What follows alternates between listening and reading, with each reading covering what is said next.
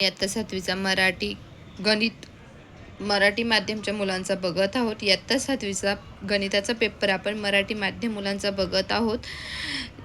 तुम्ही पुढचे पेपर बघण्यासाठी चॅनलला सबस्क्राईब करा, लाईक करा। चॅनल जर सबस्क्राईब केलं तर नोटिफिकेशनचं पण बटन ऑन करा, म्हणजे तुम्हाला पुढचा पेपर टाकला की तुम्हाला लगेच नोटिफिकेशन येईल।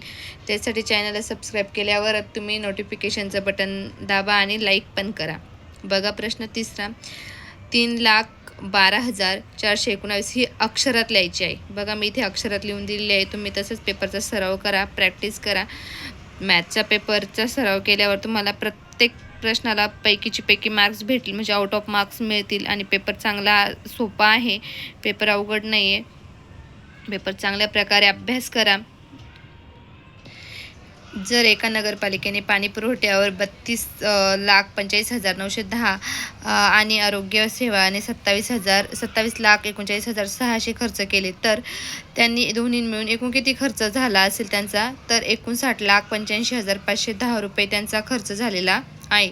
ई बघा, एका कंपनीला पहिल्या वर्षी 16,37,900 आणि दुसऱ्या वर्षी 27,26,710 रुपयाचा नफा झाला, तर कंपनीला पहिल्या वर्षी किती झाला? जास्त नफा झाला की तो काय झालं? बघा, जास्त नफा किती? 27,26,710 आणि 16,37,900।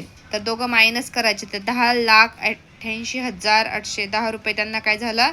नफा झाला। गुणाकार हा तुम्ही करायचा आहे बघा, कारण गुणाकार आणि भागाकार हा सोपा असतो। मी तुम्हाला प्रश्न दिलेला आहे, त्याचा सराव करा तुम्ही आणि तो व्यवस्थित सॉल्व करा आणि पेपर पण चांगला लिहा।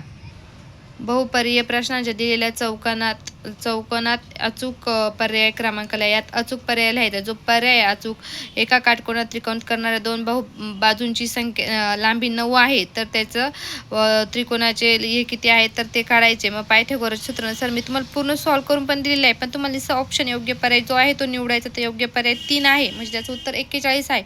पण मी बघा, कर्णाचा वर्ग, बाजूचा वर्ग आणि बाजूचा वर्ग, कर्णाचा वर्ग 9, बाजूचा वर्ग 40, 9चा वर्ग 81, 40चा वर्ग 1600 आणि दोघांची बेरीज केली, म्हणजे 1618 हा कोणाचा वर्ग येतो? 41चा। तर मग योग्य पर्याय काय आला? 3 आला। त्रिकुटे शोधा। बी बघा, त्रिकुटे शोधा, याच्यामध्ये त्रिकुटे काढायचे आहेत। ऑप्शन दिलेला आहे तुम्हाला, त्यातलं जो परफेक्ट आहे ते सॉल्व केलेलं आहे मी इथे बघा। 3चा वर्ग, 4चा वर्ग, 3चा वर्ग 9, 4चा वर्ग 16, दोघांची बेरीज काय आली? 25। मग काय आता योग्य पर्याय कोणता आला? म्हणजेच 5चा वर्ग। 25 हा कोणता वर्ग येतो? 5चा। मग पहिल्यांदा 5 कुठे आहे? इथे 5, 6, 7, 2 नंबरचा ऑप्शन हे बरोबर आहे। सी, एका काटकोन त्रिकोणात कर्णाच्या बाजूच्या वर्गाची टिंबटिंब एवढी असते, तर बेरीज एवढी असते। 4 ऑप्शन परफेक्ट आहे। प्रश्न 6वा, जर वर्तुळाची त्रिज्या 42 सेमी आहे, तर त्याची परिघ काढा। परिघ पाया आर, 2 पाया आर।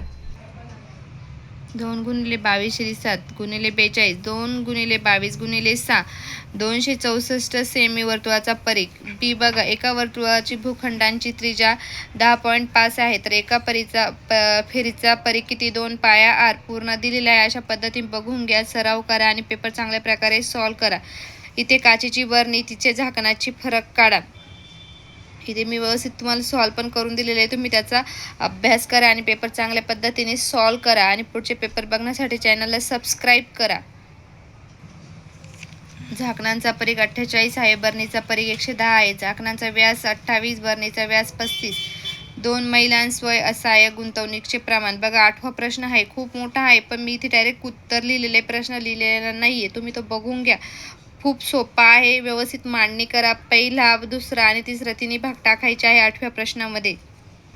तुम्हाला पूर्ण पेपर मी एक्सप्लेन करत नाही, कारण पेपर एक्सप्लेन केला का जास्त व्हिडिओ होतो आणि तो अपलोड होत नाही, त्याच्यामुळे एका पार्टमध्ये जर द्यायचं असेल पूर्ण, तर मी पूर्ण पेपर एक्सप्लेन करत नाही आहे। म्हणजे पूर्ण पेपर दिलेला आहे, त्याच्याकरता तुम्ही पूर्ण व्हिडिओ बघा। आवाज बंद झाला म्हणजे असं नाही की व्हिडिओ नाही आहे, तर पेपर पूर्ण आहे, त्याचा चांगला अभ्यास करा, पूर्ण व्हिडिओ बघा।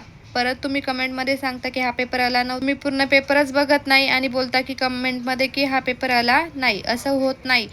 बोललं हा पेपर येणार तो येणारच, त्याचा अभ्यास करा, सराव करा आणि चॅनलला सबस्क्राईब करायला विसरू नका, लाईक करा, तरच तुम्हाला पुढचे पेपर बघायला भेटतील। 10वा प्रश्न आहे हा बघा, त्याची व्यवस्थित मांडणी केलेली आहे आणि स्टेप टू स्टेप उदाहरण सोडवायचं आहे, म्हणजे व्यवस्थित मार्क भेटतात. स्टेप टू स्टेप केलं की चेक करणाऱ्या सरांना पण समजतं की व्यवस्थित पेपर लिहिलेला आहे मुलाने. त्याच्याकरता पेपरची घरीच सराव करा, प्रॅक्टिस करा चांगल्या प्रकारे आणि चांगला पेपर लिहा.